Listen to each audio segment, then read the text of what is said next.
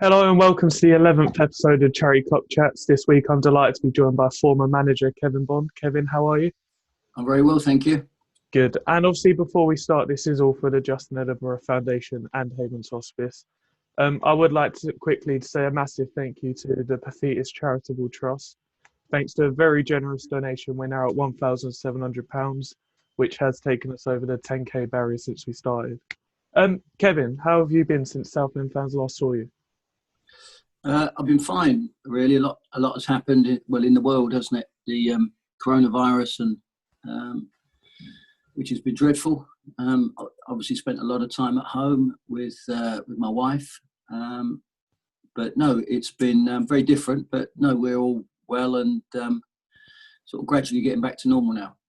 Definitely, it does seem to be a light at the end of the tunnel. And how has lockdown been for you personally? It's been okay. Quite difficult initially, I think, to sort of get used to not going anywhere and having to sort of stay in your house. And we got ourselves into a bit of a routine. We got some dogs, which we used to take, or we do take, for a walk every day, and got into our little way of working. That was the exercise that we had, getting out of the house. Luckily, we have a garden, so and the weather actually during the lockdown, thankfully, was like really good. So I think for everybody that was a bit of a blessing. Yeah, definitely. And obviously, before we do come on to talk about the main subjects of today's podcast, you did have a 20-year playing career.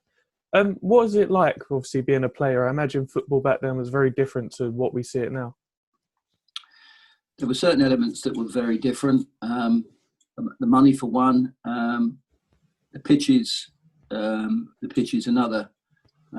They would be, if I could have my time again, obviously the financial side, but really from a playing perspective, the big change was the pitches. We used to try and play out from the back, and then you get to about the middle of October and you had to bin that idea because the pitches went.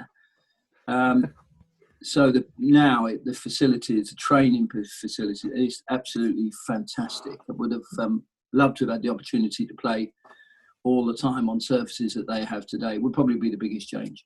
Yeah, and obviously you had quite a good goal scoring record for a defender, didn't you? I had a couple of seasons, yeah. When I was at Norwich, I got 11 goals one year from a fullback, which was a decent return. We was, all the clubs that thankfully all the clubs I played for, we was encouraged to play and get forward when you can, and just to chip in with my fair share when I could. Yeah. And obviously, after your playing career, you stayed in football, this time as a coach. One of the main things I want to talk about is obviously you've spent a lot of your career with Harry Redknapp as his assistant. And one of them clubs was Tottenham Hotspur, where the two of you really turned around the club's fortunes. What was that like, being at such an elite club with the facilities like you mentioned earlier? It was a fantastic experience at Tottenham, a real, big club, going into work every day, and having the opportunity to see the Luka Modric, Gareth Bale, Rafa van der Vaart, people like this. So lots and lots and lots of such good players, and playing, ultimately in the Champions League against the very best teams in the world, club teams in the world, was probably had to be, from a coaching perspective, the 4 best years that I'd had. It was wonderful. Yeah, definitely. And on another note, one of your former clubs, Bournemouth, who you managed before, they're in a fight for their life. Yesterday, obviously, they beat Leicester 4-1. Do you think they'll be able to stay up this season? I think it's going to be very hard. I mean, I think at half-time they were gone. Half-time yesterday. And then the second half performance was much, much better. I still think they've got 3 points to make up with 3 games to play, something like that. So it's going to be difficult for them. But it was with 10 games to play, it was always going to be difficult for them. But they've given themselves a chance, whereas at half time yesterday they had no chance. Now they have, and they'll probably feel a whole lot better about themselves, because that it was a victory and a really good performance in the second half, and as I say, they'll probably approach the next game a lot differently, and from an attitude point of view, they'll be a lot more positive, and I hope so. Definitely, and obviously, the main point of this podcast is about your time at Southend. April 2nd last year, with 6 games left of the League One season, Southend need a hero. How did your appointment come about? I think Harry probably had been approached by Ron with regards to the job. I think they know one another, and so they'd obviously spoken at various times. And I speak to Harry on a regular basis. Now, whether Ron wanted Harry to get heavily involved, I'm not sure, but I think that was difficult for Harry with other commitments if he'd wanted to. But anyway, Harry said to me, "I think Ron might want to have a conversation with you," which I was delighted to do. And I went and met Ron, and ultimately he gave me the opportunity to take the team to the end of the season. Definitely. And was management something you was actively looking for? Yeah, it was. I mean, I'd spent a lot of time with Harry. I spent other time with other people as well, but nearly all of my coaching career I'd spent with Harry, which had been wonderful. But Harry, I think, just about decided he'd call it a day. So I was either going to have to associate myself with another manager if I wanted to stay involved, or get my own job. I'd had the experience at Bournemouth a few years previous. And so if an opportunity came up that I thought was a good opportunity, which Southend was, then I would certainly embrace it. Yeah, you also had a very successful stint in Hong Kong, didn't you, just a few years ago? Yeah, in between a couple of the jobs that we had in England, I had an opportunity really through... it was a pre-season tour when we was at Tottenham, went out to Hong Kong pre-season and got to meet one of the owners of a football club out there. He invited me to do some work for the Hong Kong FA, which I did, and one thing led to another. I ended up taking a team out there in what is their Premier League for a couple of seasons, and it was really very different, but really great experience. Yeah, and obviously coming back now to Southend, 4 days after your appointment, Fleetwood away. How much preparation could you put into that game? Well, we had a couple of days really, didn't we? After my appointment, we only had a couple of days, just trying to get one or two key points over. Really, what wasn't going to change. Couldn't think about changing a great deal. Didn't want to. Just trying to get the boys nice and bright, feeling better about themselves, and get some type of organisation, which is what we did. And it was actually a good performance up at Fleetwood. I think we were turned unlucky. I think we could give away a penalty 5 minutes to go or something. We took the lead a couple of times. I thought we played well up there. Definitely. And I remember speaking to you in pre-season, and Fleetwood was probably the best I'd seen us play in a lot of months. I imagine you was probably confident you'd actually be able to keep us up. Hopeful would be the word, Riley. Hopeful would be the word. No, it was very encouraging. I mean, the lads were really, I remember in the dressing room after the game, they were really disappointed because, I think they felt that they'd done well. And we probably, we didn't get what we deserved. We felt like we'd worked hard to get a win, and we got ourselves in a winning position on 2 occasions to get pegged back. So they were disappointed with that. And obviously we was in a position where we really needed points. So 3 would have been far handier than the 1 that we got. Definitely. And one of the most notable changes of that day was when you put Rob Kiernan in midfield, and I think he got man of the match that day. How did that decision come about? We were short in the middle of the park, short of numbers in the middle of the park. I thought we were short of a little bit of strength in the middle of the park. We'd had some injuries, and I knew Rob. I'd seen Rob play for Wigan actually when we was playing in the playoffs and as a QPR. He's a footballing centre half, and I'd spoken to him, in the few days leading up to the game, because I knew he could play there, or I knew he had played there, and spoke to him about it. And Rob was game, no problem with that at all. And so we put him in there, strengthened us up, sat in front of the back 4, that sort of role, and and can play. Got two strong feet, Rob. And he actually did well for me for the remaining 6 games by and large in that position. Yeah, definitely. And I want to skip forward now to Walsall on Good Friday. It wasn't a Good Friday. Probably the most frustrating day as a football fan. And I imagine you share that view. Yeah. I felt ill after the game. I must be honest. It was... not of our doing, not by and large, not of our doing. It was, as you're sort of referring to, down to the referee, really. We did all right, got our noses in front, and just before half time, I think we had a free kick, and I knew I sent myself. I wouldn't normally send the centre halves up for a free kick right at the stroke of half time, because just in case you want to just remain solid. But I knew this was going to be the last kick, because, the referee was looking at it, and it was going to, whatever happened from the free kick, he was going to blow up. So I sent my centre halves up, because I knew they wouldn't even have a chance of counter-attacking. And the goalkeeper came out to collect it and jump, and the referee just decided that he thought that the goalkeeper would hang on to this and blew his whistle, but he didn't hang on to it, and he dropped it, and we put it in the back of the net, and we felt very miffed about that. Yeah, and I think you went into the referee's office at half-time, didn't you? I did, yeah. Went in to see him at the half-time, and again at the end of the match, actually, and, asked him, what on earth are you doing? And he was trying really hard to justify his, justify his actions, which he couldn't really do. But, he accepted that it wasn't a foul or anything on the goalkeeper, but he was making all sorts of excuses, but he should have waited until the goalkeeper had gathered it, which he didn't, or waited until it was in a neutral area, which it wasn't. And he was just a bit quick off the mark. So that was, a negative. We was in front, but it was a negative, really, because at 2-0, you would think you've gone a long way to doing your job. Definitely. And I remember saying to other players I've spoken to since, on another day, we win that game 4 or 5-0.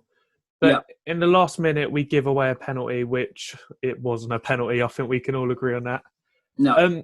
And I'm right in thinking the referee wrote to the club at the end of the season, didn't he?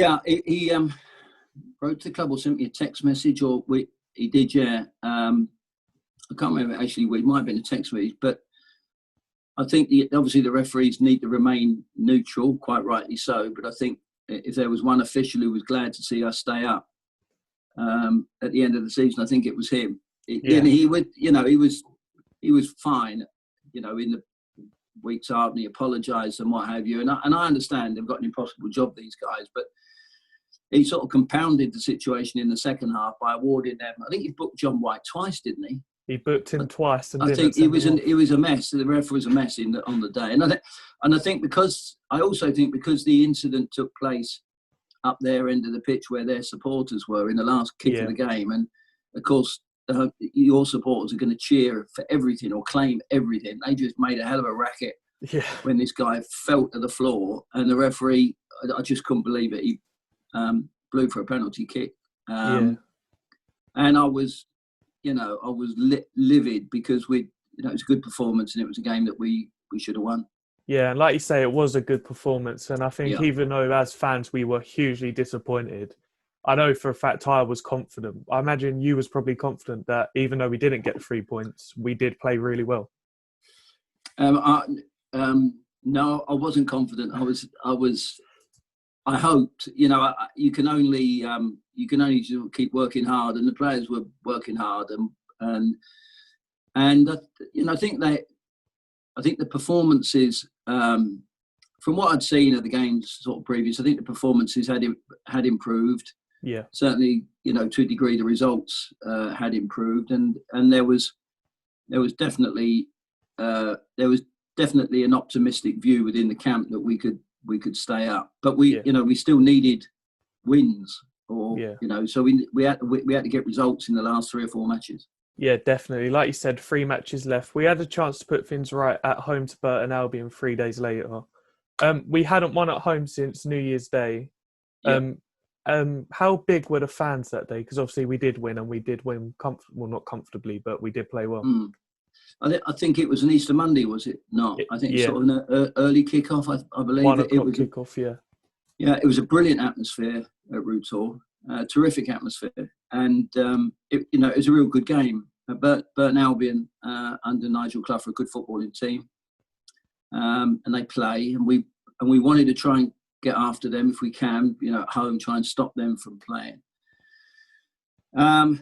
It was what I remember of it was a really good game, really good performance from us. I think take the lead a couple of times, and ended up sort of, as you will, in the last few minutes of the game, hanging on. But it was probably a very encouraging performance, hopefully from the supporters' point of view as well, watching, thinking that players have galvanised themselves in a few matches and given themselves every chance, if we can keep the results going, to keep us up.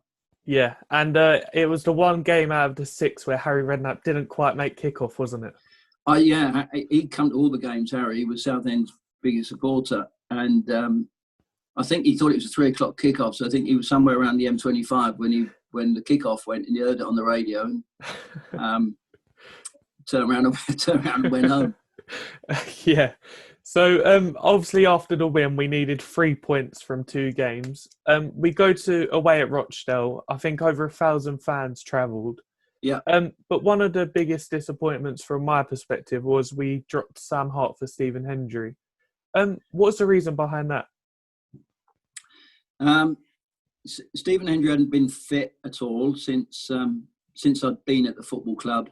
So I obviously I was aware of Stephen, and I'd seen Stephen certainly in the videos at the club and in previous matches, and I just thought that he might stiffen us up from a defensive point of view. Sam, who was a great guy, a good personality. I like Sam a lot. I thought was much more forward thinking. Bags of energy, good left foot. I thought he would. I just thought we needed. We were conceding goals. Yeah. And I just thought it was one area where we might. It might help us. So I gave Stephen an opportunity. Actually, I think in the end, if I remember rightly, in the last game of the season, ended up playing Sam as like a left winger, really. But I just thought it was one element of his game that he needed to work on. We had spoken about, we did. He was aware of that, and it was, not just something he needed. He was only young; he needed to work hard at. And at that point, I just thought it might strengthen us up at the back. Which that was the reason why I made the decision. Yeah, and unfortunately, it was one of them days where not really anyone sort of showed up to the game. We had an injury early on, which probably put a change to the game plan. Tim Dieng comes on, but then later in the game, he's subbed off. Again, what was the reason behind that one? Yeah, it was Luke Hyam come on. Luke had done really well, I think. If I'm just retracing my steps here, Luke had done well in the very first game up at Fleetwood. Scored actually. Fleetwood played really well. Yeah. And then wasn't injured in the game, but I come Monday morning, got an injury and wasn't available. And I think that was the first game that he was available after that. So he'd done well, so put him back in the side. And then after 15 minutes up at Rochdale, which was a poor game, it was a poor game from our point of view. Yeah. Got himself injured, and then having to change your team so early on, I think it's not something you want to do. Definitely, it's not something I want to be disappointed with that. So Tim come on, and I think it was just, it was still probably a little bit of a reflection on where we were as a group, really fundamentally lacking in real confidence. So Tim had come on, who's a big strapping boy, Tim, and a good footballer. Yeah, can handle the ball, and I was just looking for that personality to come out in his performance. And I remember their goal. Somebody played him the ball in the middle of the park, and instead of him protecting it and looking after it. And I think it was a little bit like a hot potato for him, and he knocked it off first time. And you could see, you could see it was almost a bit fearful. Anyway, knocked it out and went straight out for a corner kick. Knocked it back to the goalkeeper, didn't make the goalkeeper, went for a corner kick, and they scored from it. Yeah. Which I was hugely disappointed, angry about, to be perfectly honest with you. Anyway, and I ended up taking Tim off, and so that probably typified how we were a wee bit. Yeah. That was I think that performance out the last 6 that we had in the season, I think that and the Wycombe game were disappointing performances. Yeah. Hopefully the remaining 4 were okay. Definitely. And obviously, like you said, it wasn't a great game. One of the things I imagine would be tough as a manager is kind of finding the right atmosphere and things to say. Because obviously we hadn't kept a clean sheet in 4 months. All the players knew we had to win to stay up. How do you kind of pick the players up at full time? You just have to, what's at that stage, what's done is done. We knew, we had to gather a certain amount of points. We didn't necessarily know how many points that we did after the Rochdale game. We knew after that, when we saw the other results, that it was simple. We needed to get a win. Yeah. But before that, we didn't know whether we needed 3 points, 4, but wasn't sure. But we just needed to not feel bad about ourselves. What had done. We played well up at Fleetwood. We played well away at Walsall. We played well at home at Burton Albion, and ultimately we did well in the last game of the season. So things had definitely picked up and improved, and so there was, we can't let one performance, because we're still in the game, we're still in with a shout of staying up. We can't let that affect us, so we have to move on. And that was a view that we took about setbacks like Rochdale. Yeah, definitely. So it means we come down to the final game of the season. At home to probably the biggest team in the league, live on national television. Yeah. No mean feat. How much preparation went into that game? Because I think it was quite a team effort, wasn't it? Yeah, it certainly was a team effort. We didn't overdo it, didn't overcomplicate it. Just try to stick to the few principles that we'd try to sort of get into the players in the few weeks that we'd been there, and wasn't really sure what side we'd played. I think Harry Bunn got injured early in the week leading up to the game. Harry had done well for us and would have played, but got injured. So I had in my mind what sort of side I'd be wanting to play and how we'd play.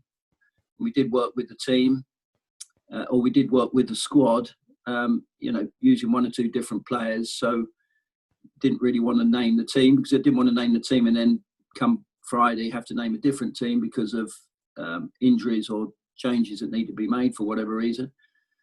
And also had the inclusion of Stephen Humphreys back in the squad. Stephen, who had a horrific injury, in fairness to him, and had done nothing for weeks and weeks and weeks. I mean, literally nothing.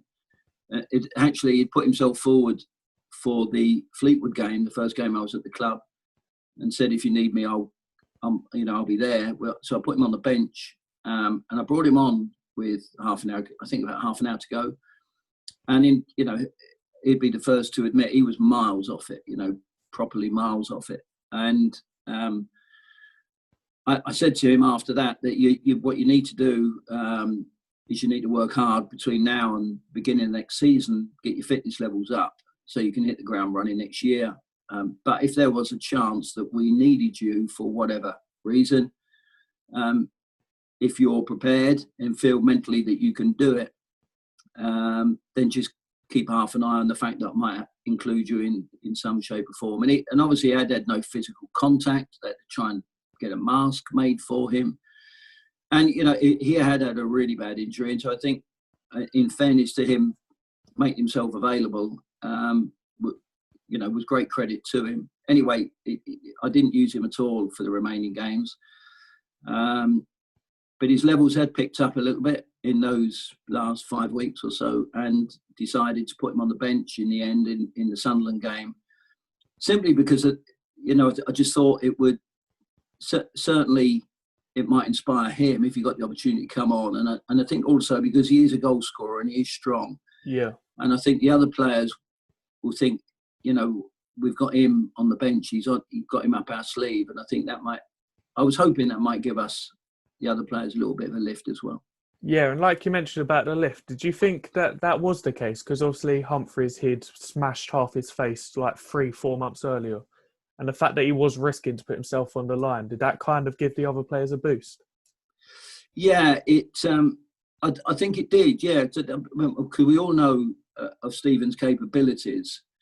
So I think that, having somebody in, who can, if he gets a chance, he'll convert it, and he's strong and powerful. I think having him around, having him available, I think it does give you a lift, and I think the players would have, knowing Stephen as well, would have reacted in, as he was, you can imagine how pleased he was at the end of the game, and so it was. Yeah, I think it did give the play, but it was difficult for him. When I say he didn't play after Fleet, he might have got involved in the Wycombe game, I can't remember. But the problem is he's got a face mask on. His centre half being centre halves, the first thing they're going to do is give her a whack with her elbow if they get half a chance, and it was like very difficult for him, very difficult for him. And even in training, it was very difficult for him. But to get the confidence to head it and what have you, but. No, he put himself forward to play in the last game of the season, and thankfully he did. Yeah, and ultimately I kind of see it as sort of a fairy tale day. We obviously had club legend John White scoring a bicycle kick to put us 1-0 up. An overhead, yeah. Yep. And then they equalise with not long to go. We think it's all over. And then out of nowhere almost, coming back from his injury, Stephen Humphreys scores, keeps us in the league. How do you explain that day for you personally? Well, it's football, isn't it? It's what can happen. Thankfully, it's what can happen. A huge disappointment for Sunderland because they had everything to play for, and they needed to maintain some momentum going into the playoffs. So it was important for them, and equally important for us for other reasons. But it was such a special day. It's what it's actually what you're in football for, and it's worth all of the heartache that you have. I would in my view, that day is every bit as satisfying as gaining promotion on the last day of the season. You achieved in a different form, a similar type of thing, and it's it's something I will never forget. Very proud of to be associated with. Definitely, and obviously we all know the scenes that follows. It's the fans pour onto the pitch. We sing and dance into the night. Were there any immediate discussions about extending your stay at the club? No, nothing really. No. After that, it was just like really a huge relief, and I think everybody needed to, gather their thoughts and just take a look at. Probably Ron did about what he thought was the best thing for a football club. So, that was a decision he needed to make, never bothered him at all about that. My deal was till the end of the season. We spoke in the day after and congratulated each other and the team and everybody, and that was great. And then I went home and enjoyed the next, because it was great. It was fantastic. I really enjoyed that experience at the end of the season and ultimately staying up. So went away on holiday and just enjoyed the next couple of weeks and hoped that Ron would give me a call back. Yeah, and if I have my thoughts correct, there was a promise by Ron to the players if they kept us up, wasn't there? Yeah, I think Ron had a chat with the.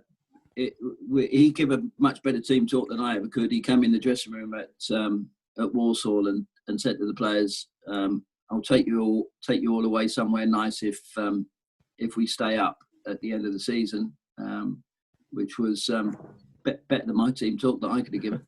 But Ultimately, I'm not. I don't know whether the lad's got to go away or not, but he did. He went in there and made that promise. Yeah, and 2-3 weeks later, we announced you as our full-time manager. I imagine it's something you was properly looking forward to. Yeah, I was delighted to be given the opportunity. It was obviously it was, there were things that you become aware of in the period of time that you was at the club, where you think that we're going to have to changes I felt needed to be made to the playing squad to help the group. They were a good bunch of boys. Never had a minute's trouble with any of them. But I did just feel that we needed maybe one or two we could more vocal, one or two real maybe stronger vocal sort of characters. I thought we needed that. It was quite a quiet dressing room. And the other issue is that however hard we tried, we couldn't stop shipping goals. We couldn't keep a clean sheet, and that really was and ended up being a huge problem for us. And I did feel all along, leading up into the start of the season, I thought it was going to be hugely important for the team to start the season reasonably well. Otherwise, they might slip back into the type of situation that they found themselves in the previous season. I did honestly think that was hugely important. Ultimately, we weren't able to do it. Yeah, and obviously we will come on to talk about that, obviously clean sheet mentality, lack of confidence later on. But in the summer transfer window, one of the first things you did was you added to your backroom staff Gary Waddock and Todorov. How did they come about? Had you worked with either of them before? No, I'd seen Gary Waddock's teams play, and I knew of Gary, and I knew people who knew Gary very well, and I'd seen his teams play, and I knew his footballing philosophy. Yeah. And a very, very good man, really good man, good coach, and he was a terrific appointment for me as a number two. Excellent on the grass, excellent with the players, excellent for me. So that was how that came about. Toddy, who I knew from his playing days when we was at Portsmouth together, and we kept in touch. Toddy, I think he was doing some work with the kids at Crystal Palace before he come to us. He's a goal scorer, and he could, very, very, young in sort of coaching terms, very much into all the sports science side of things, had an opinion, which I liked.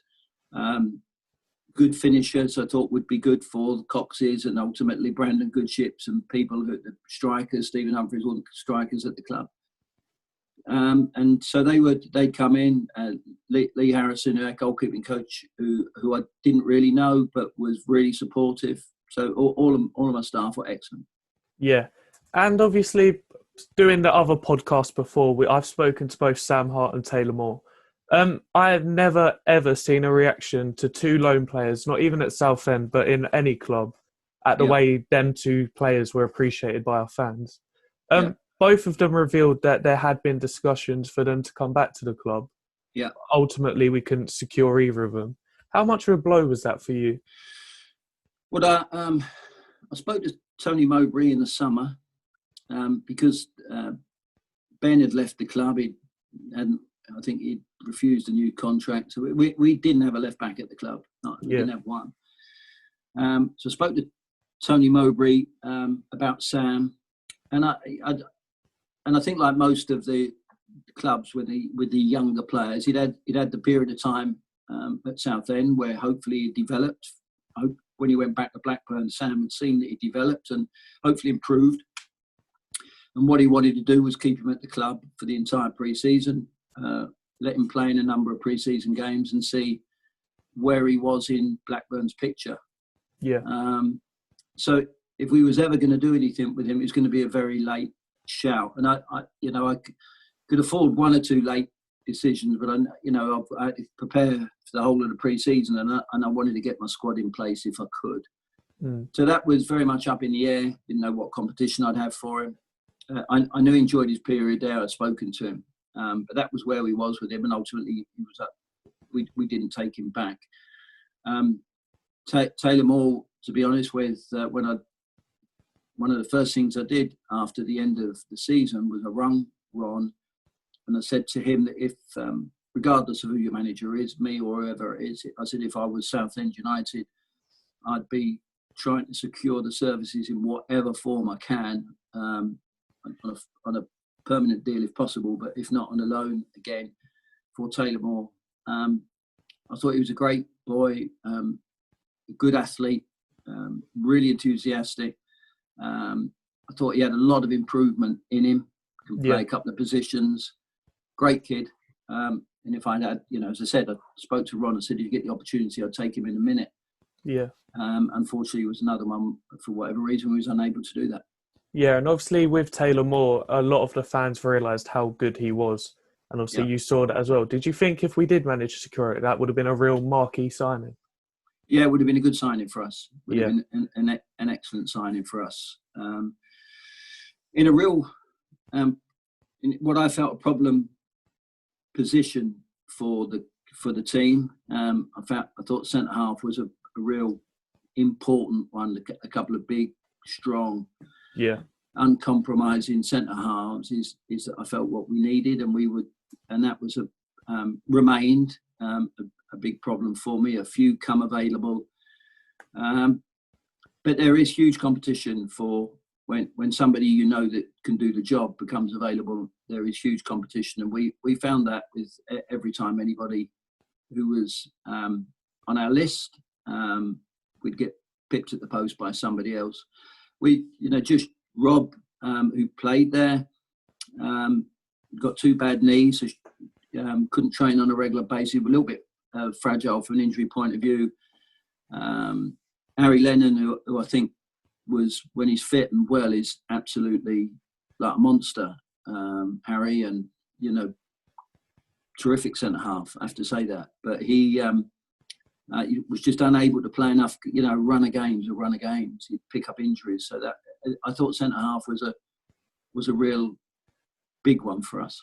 Yeah, and one of the signings we make is Nathan Rowell from Dundee, who, even though they were relegated in the Scottish Premiership, he did win their Player of the Year. How happy was you to secure his signing? I was very happy. We'd done a little bit of research on him. Spoken to a few people, Neil McCann, who I knew from my days at Southampton, who had been the manager there, and various people about him, and they'd all highly recommended him. All the people who had seen him from Roger Cross, from our scouting system, had liked him a great deal. And I was delighted.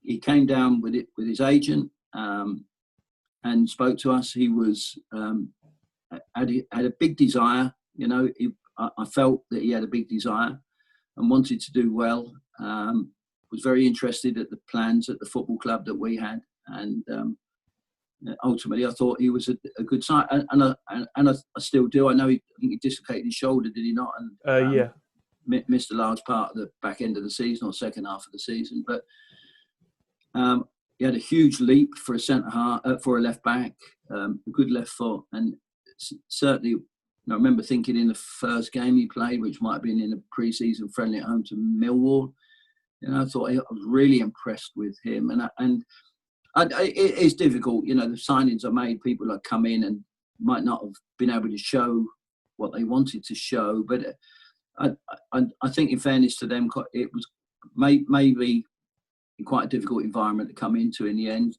for anybody to show their best. And I'd like to think, from Nathan's point of view, that the best is still yet to come. I think he's a good player, good left back. Yeah, and another signing we make is a loan deal from Leicester, Leighton and Dooku.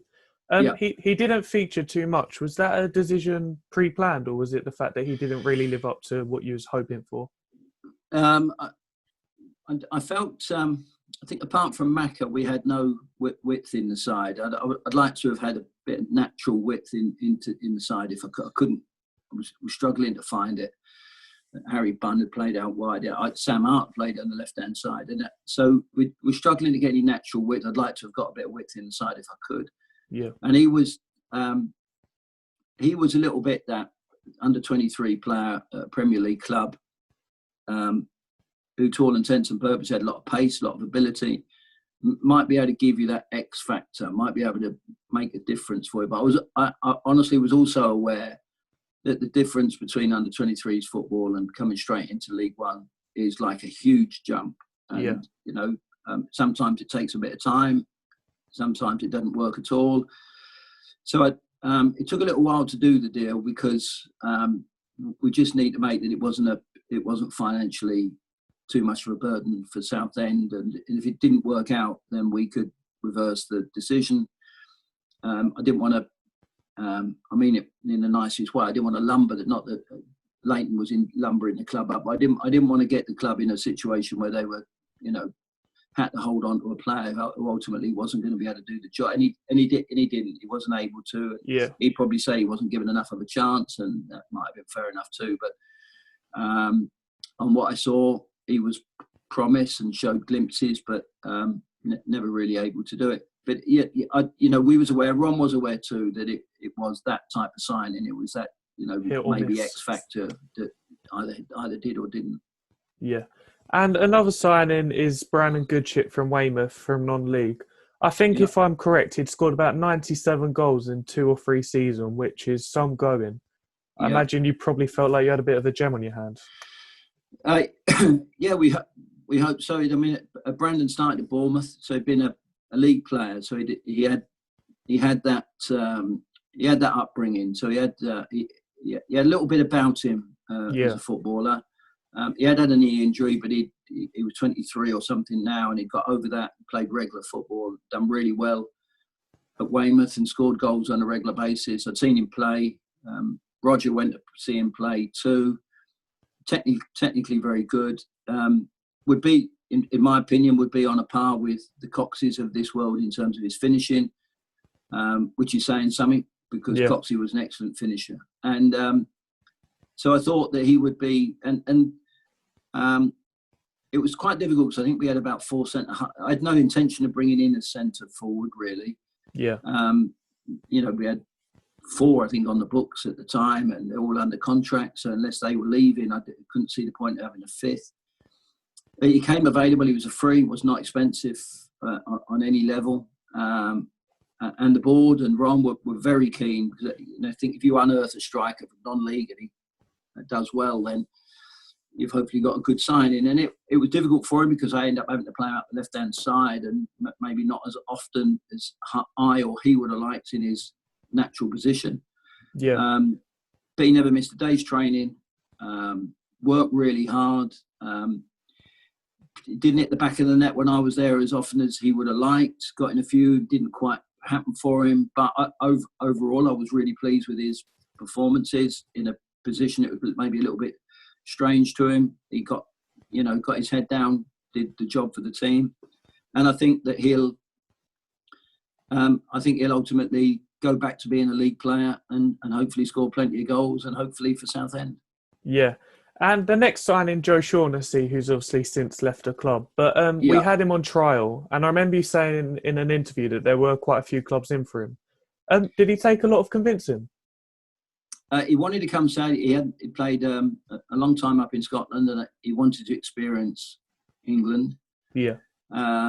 So I think it was an English club he was looking for. There was 1 or 2 other clubs interested in him, but I'd spoken to him. And another guy who's a great boy, Joe. And as I say, I thought it was a really important position for us. And what I'd seen is that he was a no-nonsense. He wasn't the tallest, but he actually was better in the air than you might think looking at him. And again, there's another one I think that would have perhaps suffered from Southend having a difficult time. And to be fair to him, and then again, I think he got a nasty injury halfway through the season. And as you're telling me now that he's left the football club, but it was another player in the first game that he played. Again, that Millwall game, I think it was pre-season. The reaction that I got from everybody who'd seen the game, of how well he'd done. Yeah. One or two of them might be Mark Milligan's first, the supporters' first look at him and what have you. So I think we was all very, very optimistic at that stage, looking at the couple of signings that we'd made. Yeah, definitely. And the next signing, it had been well documented that we'd been in for Jordan Lydon. But ultimately, we chose Mark Milligan. What attracted you to Mark? Was it the fact that, like you said, he was a leader? He'd been a captain in the biggest competition in the world.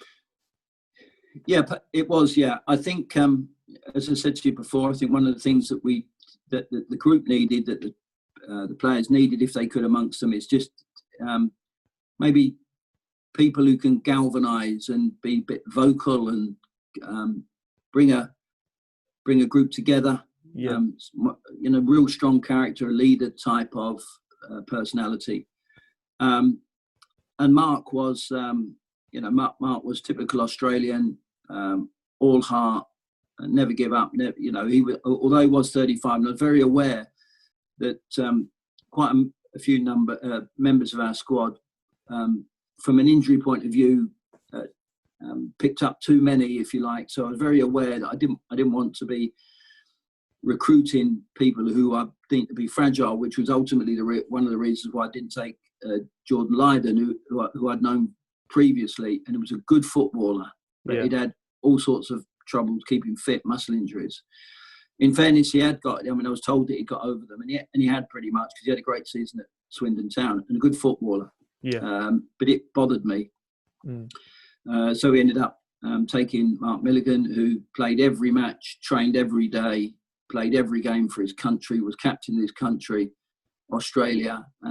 Everybody really, really respected him. His previous managers spoke glowingly about him. A tremendous professional. Yeah. And they were the reasons why I brought him to the club. Yeah. And how do you think Mark did for you? Because he was one player I found on social media who divided opinions. There were fans like me and others who thought that he did do really well, and maybe he had the off game. But there are also fans who felt that he was a bad signing. How do you think he done for you? I think probably maybe like a few. I think it's very difficult when things, as I said, when we didn't start well the season. I think it was hugely important that we started well, and we very quickly got dragged down, and it was all. I think everyone thought, this is a bit of last year. We couldn't keep a clean sheet, and I think it did weigh heavily on everybody. I did, and I think even the people who I brought to the football club suffered with that, and wasn't able, for whatever reason, to show their best. So not only the people that I bought, but the people who were at the club, who were better, who were ultimately, I know, in the 6 games I had at the end of last year, we were able to show better than what they were showing on a consistent basis. And I'd like to think that, in fairness to them, that would be part of the reason. Mark was, Mark would take the ball off of anyone, anywhere. Sometimes he'd get robbed and get criticised for it. But I couldn't. I think he's a great guy. Might not be everybody's cup of tea, but certainly was a great example, I think. And I think all the people at the football club absolutely respected him. Yeah. And before we come on to the final signing of the transfer window, I don't know if you are allowed to shed any light on it, but it was documented that former player Adam Thompson had been with the club for our training camp. Yeah. But we didn't sign him. He joined Rotherham, I think. Can you shed some light on that? He never trained with us. Oh, right. He'd been with the club previously, and the feeling was that it wasn't the best thing to bring him back. Yeah. Obviously, I never knew him intimately, but just knew of what he'd done for the football club previously, and he'd played for them. But I think the feeling was that it probably was for the best that we didn't bring a player back like that. So we had mentioned that, but ultimately we didn't go down that road. Yeah. So the final signing we're going to come on to is a player who's brought a lot of controversy to the club. And from a personal perspective, probably the only signing when we made it I disagreed with. 35-year-old Liam Ridgewell. Yeah. What attracted you to Liam? Liam was a real character, a super professional. He had played up until Christmas, I think, when in the American football season. He'd won the AFC, whatever their season is called, whatever their league is called. He'd won it with Portland Timbers that season. Played the games for them. And that's no mean feat, that winning the American Soccer League is no mean feat. It's the second time he'd done it, I think, in 3 years, or been part of a team that had won it in 3 years, 4 years. But it's the second time he'd won it. He won it this year, on the back end of last year. And then he wanted to come back to England, I think, for family reasons. I think he went to Hull, didn't play every game, but played in the Championship, played some games. And that was only a few months before he joined us, a couple of months before he joined us effectively. I'd spoken to him. I met him. He was fit. He was never not going to be fit, looked after himself. He was a super professional. Was very keen to come to the club. I thought from a centre-half point of view, I thought he could play left back. I thought he could play left-hand side of a 3. I thought he could play left-hand side of a 4, left-sided. From a personality and a character-wise, I thought he was exactly what we were looking for. He joined in, the day he joined in training, he seemed to hit the ground running straight away. I remember Gary Waddock saying to me that he was hugely impressed with how he fitted in straight away. So I was extremely hopeful. In my mind, I had no reason not to be. Maybe the mistake I made is that because he was very enthusiastic and keen to participate, is that I perhaps thought he was ready, and he might have been a long way from being ready. I don't know, but it was a Blackpool game, second game of the season I played in, which is about his only appearance for the football club, really, and ultimately it ended up disappointing for the club and for him and for me and everybody, really. But I had no reason to doubt, having spoken to people and looked at him and spoken with him and his record. I had no reason to doubt the decision to take him, really. But it didn't work out. Yeah, and like you say, on his debut, it was hugely disappointing. I think he came off 15 minutes into the game. Could you see a changed Liam Ridgewell the Monday morning back? Yeah, he was. He'd been through in football. He had seen just about everything in his career. And he come to see me on the Monday morning. He was visibly shocked.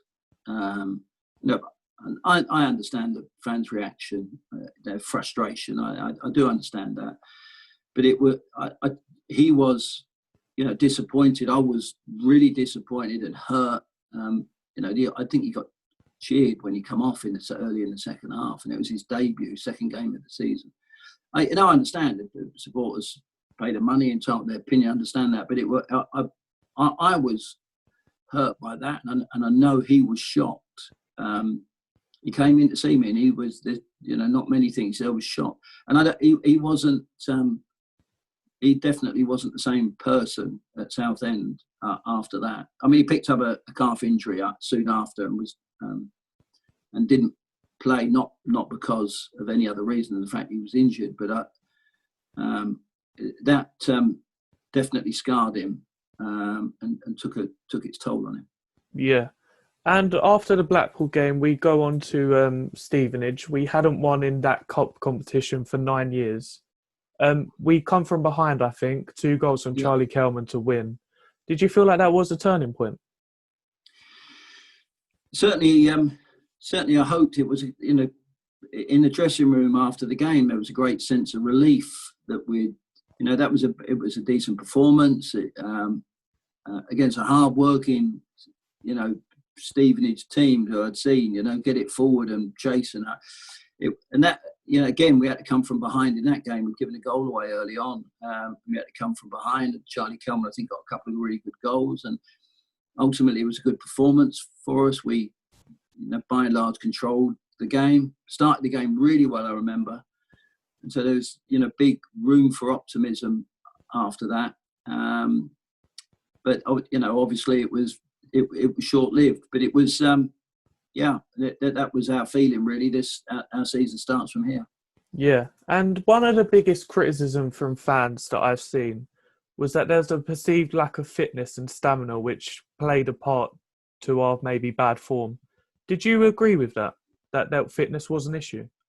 No, I didn't think that fitness was ever an issue. The players who was able to train, players who were able to work on a daily basis were never lacking from a fitness point of view. We did have a problem, getting people on the training ground, because we had, in my opinion, too many players who unfortunately picked up injuries. Not a criticism of them, just the fact that we had people who are liable to pick up injuries, don't play enough games, don't train enough. That would have definitely agree with you as an issue, and something that I think the club needs to, going forward, look at from a recruitment point of view. But the players who were able to train, I definitely don't think they were lacking in fitness. I wouldn't say that was the issue. Yeah. So after Stevenage, it wasn't really a turning point, as we soon find out. We lose 4-0 away at newly promoted Lincoln. I remember that day we were played off the park. Lincoln are a really good footballing side. We were 23rd in the league after 3 games. Was there ever a point where you felt like you was facing a losing battle? Yeah, I thought it was difficult. Even, like Lincoln, I remember Lincoln game, it was 0-0 for I don't know how long, it was 20 minutes or something like that. And we was in the gap, there was nothing in it. We didn't keep the ball as well as we gave the ball away. And I just think it typified a lack of confidence in the squad. Yeah. As soon as a goal goes in, that killed us. And as I say, I think what we needed to hit the ground running. We needed a decent start to the season. Otherwise, we would. I think all of what had happened previous, not being able to keep a clean sheet, and I think it'd come back and haunt us. And honestly, I think it did. I think it weighed heavily on the guys, and I think they found it difficult. Found it really difficult. You concede a goal and the game's not lost, but I think in those moments, I think the players felt like at that point it was a defeat, and it did weigh heavily on everybody for sure. Yeah, and something that I always found was that when we played football, we played it well. You could see straight from the first game that you wanted to get the ball down and play. Do you think it was the fact that we were so low in confidence from the fact we'd kept 2 clean sheets in the whole calendar year? Do you think that was too big of a task to change? No, I don't, because honestly, I do think whatever within the group that we got, with it, whatever way we played, whatever style we played, whatever system we played, in my own mind, I think the end result would have ended up being pretty much the same. So I don't think it was as a result of us trying to play football. There was, obviously Jason Dimitri popped in to see me after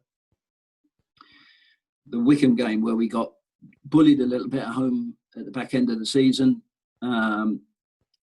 Where when I'd come to the club, I asked them to, if it's there to play to Rob Keenan in the middle of the park, play it. If he's on, play it. Don't, if you can, don't just go long, because I felt like we went too long too long a periods in the game where we didn't have the ball. And I just thought it's a long time to go, 90 minutes and not have the ball very much, and we just needed to control just a little bit, take a little bit more control.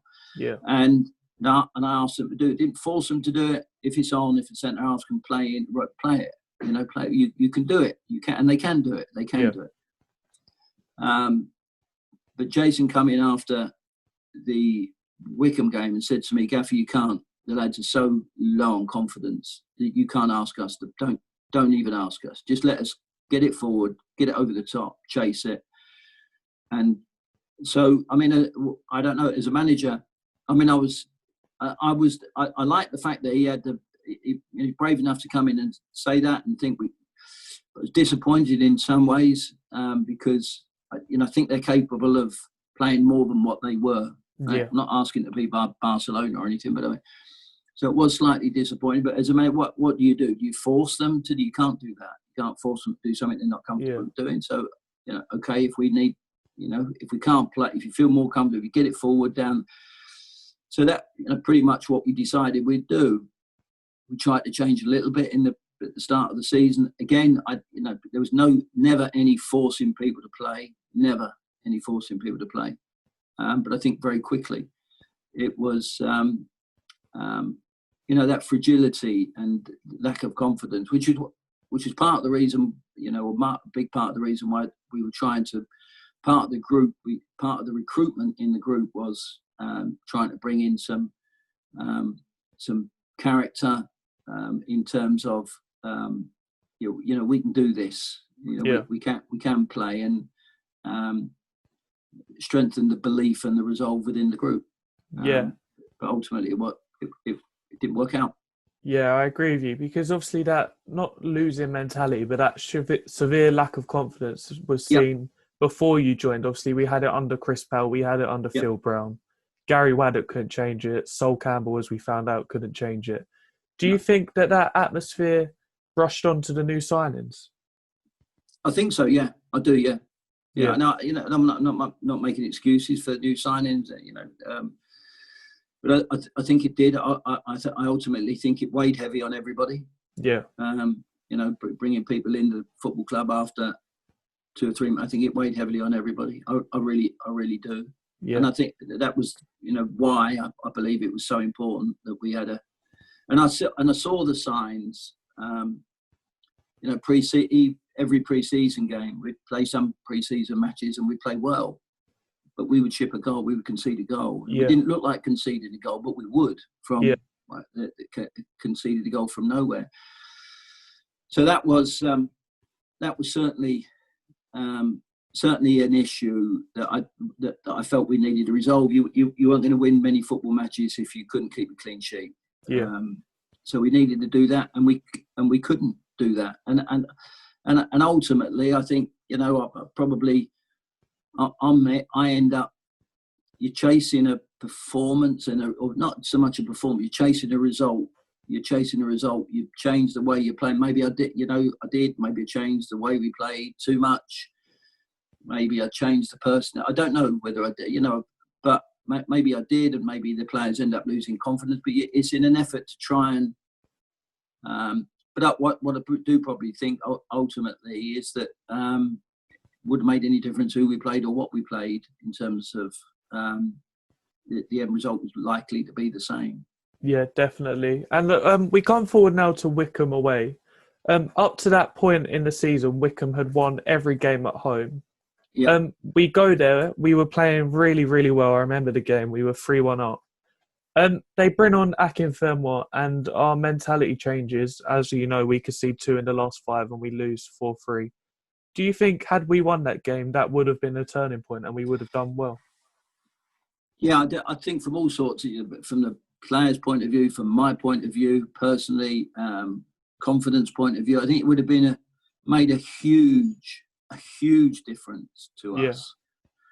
But it did, it didn't. And I think it had, because the result ended up being what it was, it had the complete opposite effect. So instead of it being a huge boost for everybody, it was a huge negative. And I think all the boys in all the time I was there, they all I believe gave me everything, and they were fine, absolutely fine. But I did feel. Look, I remember reflecting on that game at Wycombe when we were.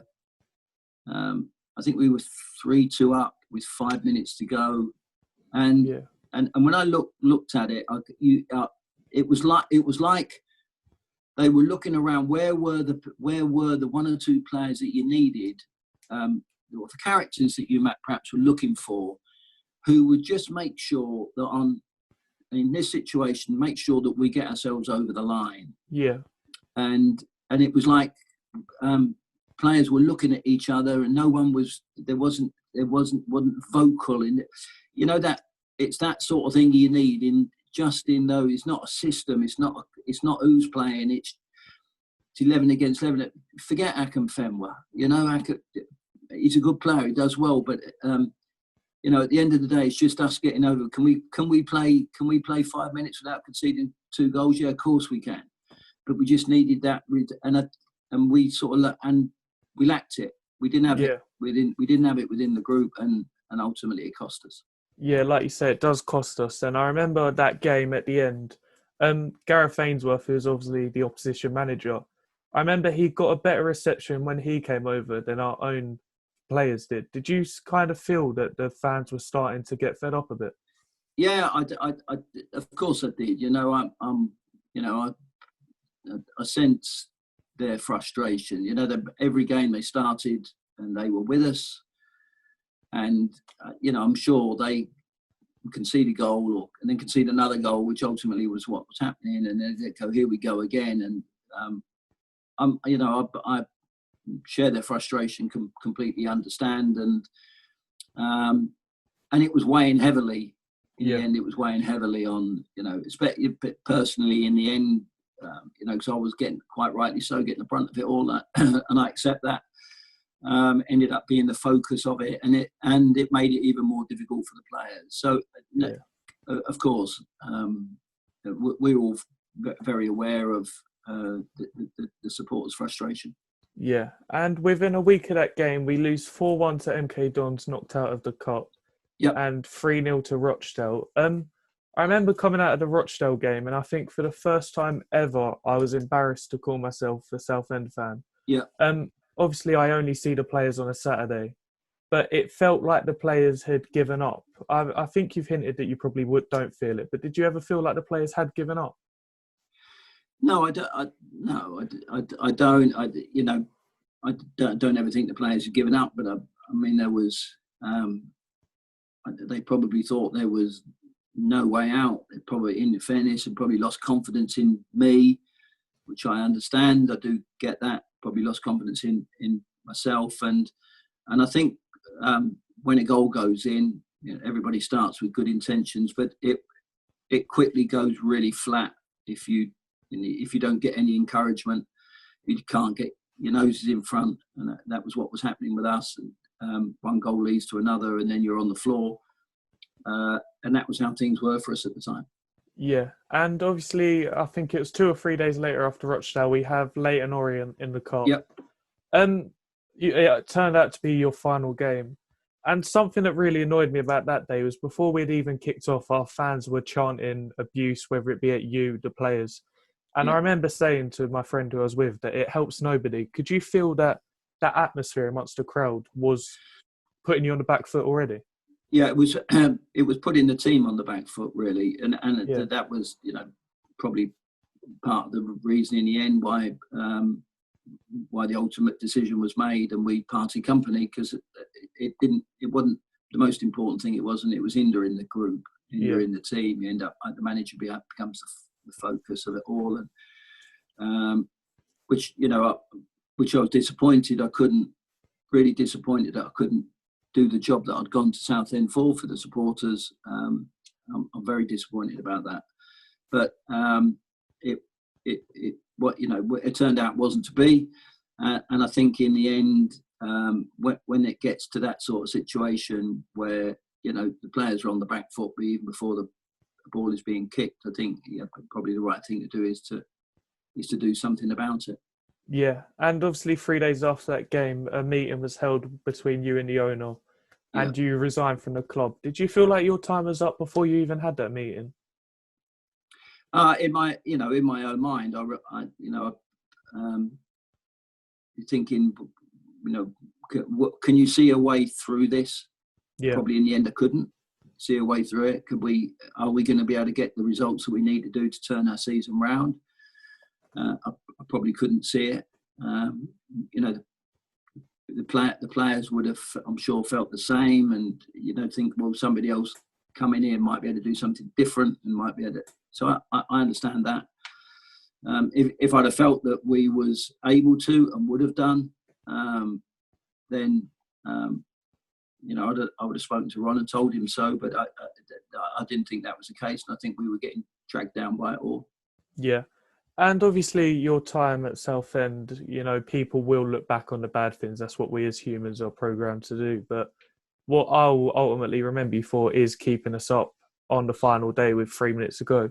Will you always have that day as maybe your memory for Southend? Yeah, I wouldn't change those last half dozen games for anything. It would be one of the most fantastic, happy memories of my entire football career. Absolutely loved it. The feeling at the end of the game against Sunderland was, as I say, every bit as satisfying as getting promotion. It was absolutely wonderful, a brilliant time. But ultimately, I am hugely disappointed. Hugely disappointed that I couldn't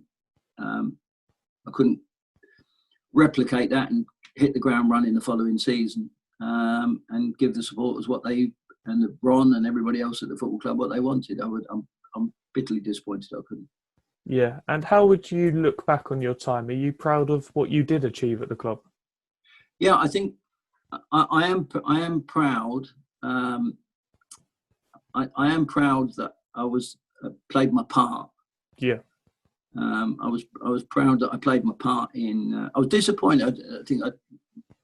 I was disappointed. I read an article in the local newspaper sometime after I left that when Ron was being asked about my appointment and whether it was a good move or a bad move, and was speaking about the last half dozen games, and Ron did mention that he said that I would like to think that he played a big part in the players galvanising themselves and ultimately staying up. I think he said he was very close to the group, and at that stage, intimating he would have had a lot to do with ultimately them staying up. So, which is fair enough. But if you're going to say that, then I think it's only fair that you take your fair share of criticism if we to the bad start we have the following season. So I'll take it on the chin. I've got no problem with that. But I think you deserve to take your fair share of the credit if you did keep them up or help keep them up the previous season, which I'd like to think that we did, or I did. Ultimately, they were the absolutely fantastic time. Wouldn't have changed it for a world. It was brilliant, but just so disappointed for everybody at Southend that was unable to really,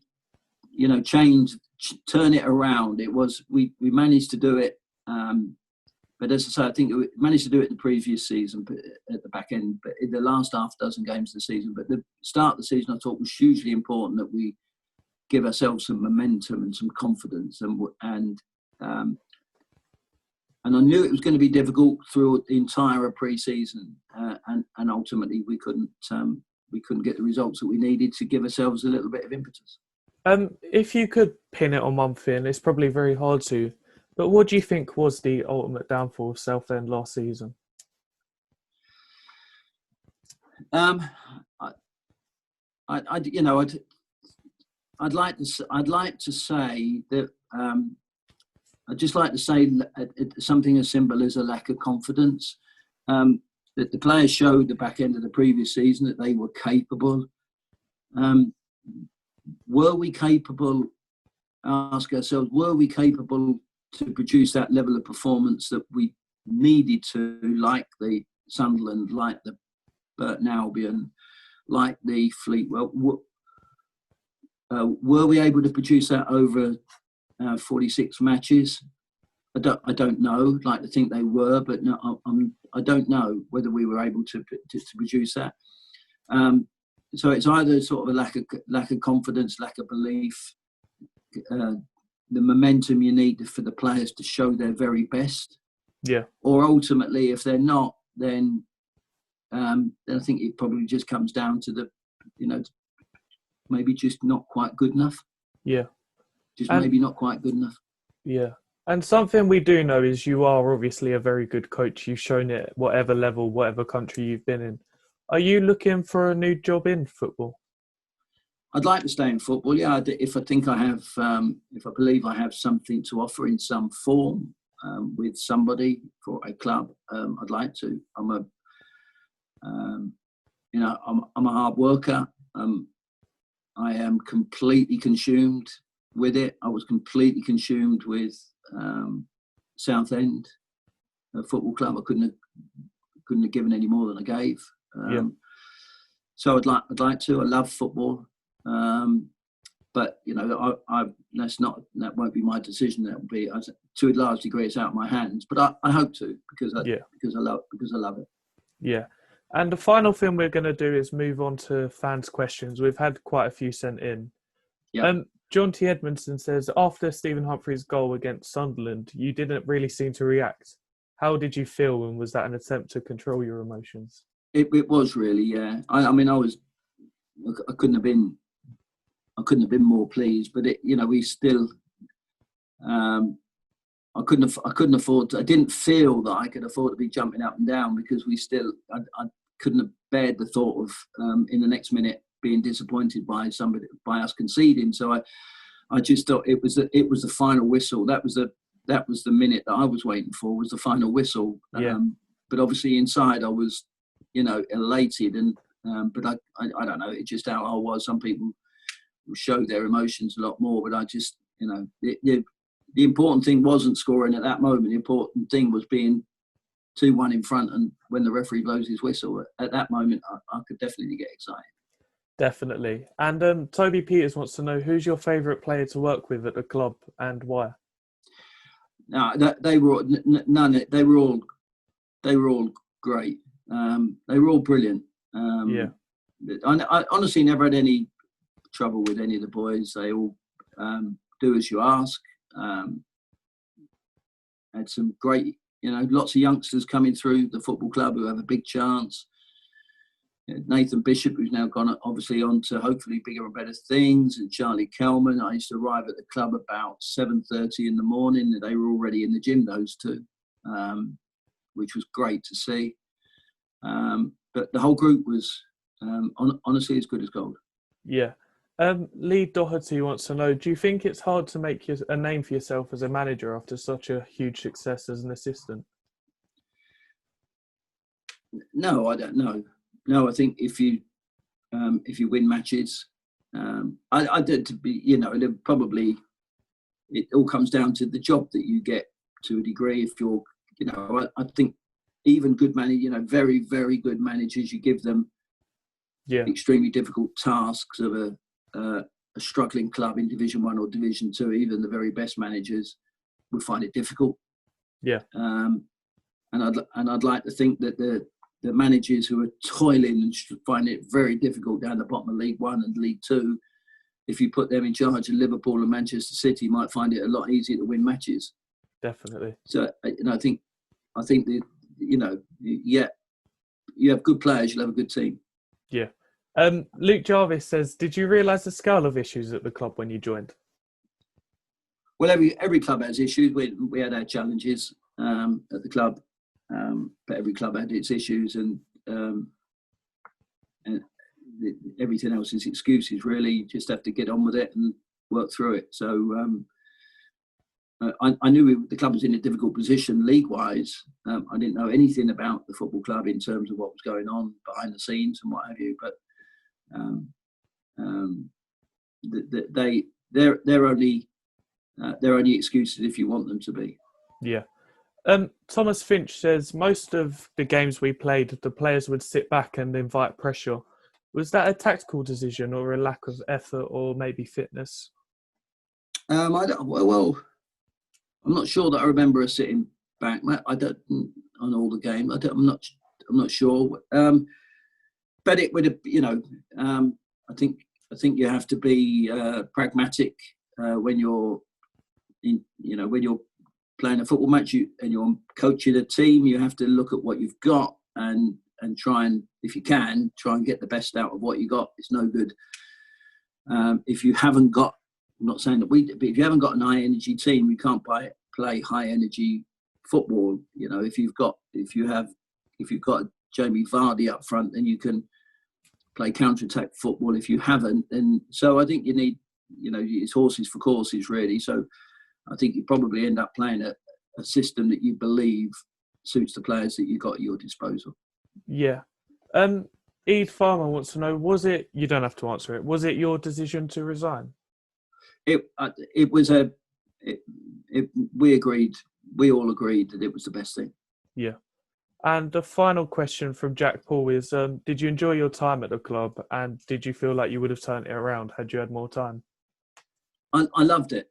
I loved my time at the club, and I'm hugely disappointed I was unable to turn it around. Hugely disappointed. Would I turned it around? I think there's a bit of a culture in football, isn't there?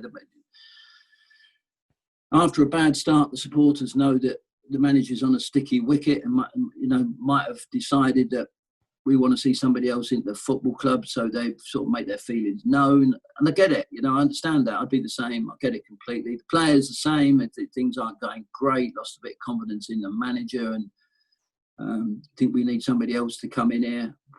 What would be the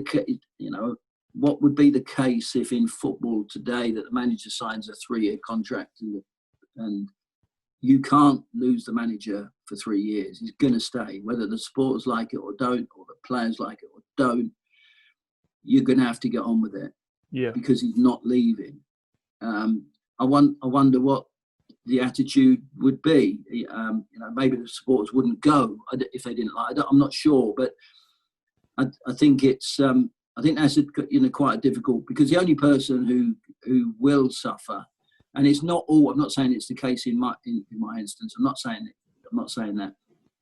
It's not always the manager who is the person. Yeah. In fairness, people before me found it difficult. I found it difficult. Ultimately, people after me have still found it difficult. So it's not always the manager, but I know it's going to be the manager that suffers. But if the supporters knew that this manager, whoever it is going to stay, he's not going. He's going to stay. And if the players knew that he would be there longer than any of them, then their attitude may change slightly. But that's, I'm living in the promised land. That's not going to happen. So, ultimately, the only person who's going to carry the can for it is a manager, and I accept that. Yeah, I definitely agree with you, because sometimes, whether rightly or wrongly, the manager does hold the brunt of everything. When a team does good, the players get the praise. When a team does bad, it's the manager's fault. Yeah. But Kevin, it's been great listening to you this morning. I wish you all the best for your career. Thank you very much. We'll be following closely, and obviously, once again, thank you for your time. My pleasure. And that brings an end to my interview with Kevin Bond. Tune in next week when we'll be joined by former caretaker boss Gary Waddock. And if you can, please donate in the description. Cheers.